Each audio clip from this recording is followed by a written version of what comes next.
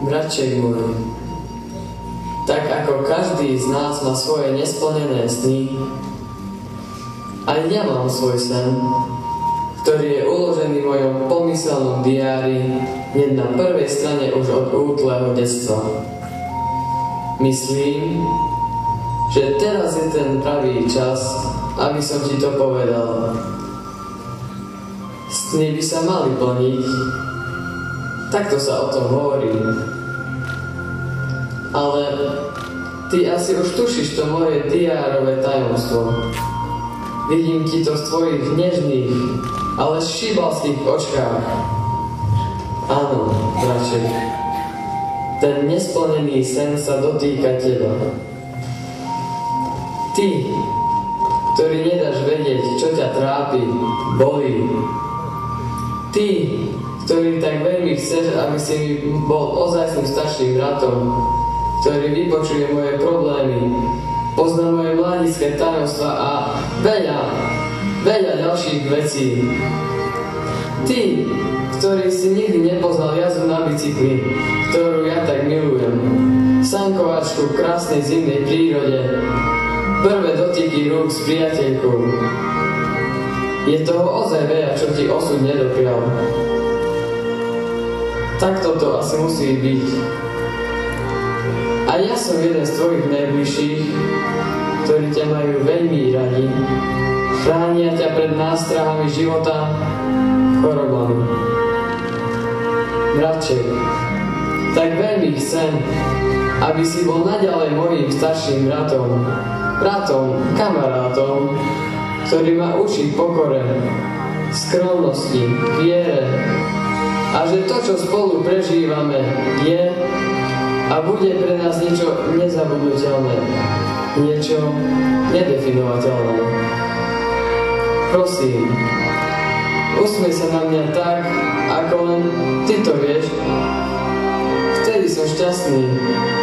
Vtedy viem, že sme najlepší bratia, akí len môžu byť. Ďakujem. Bratček môj, mám ťa rád.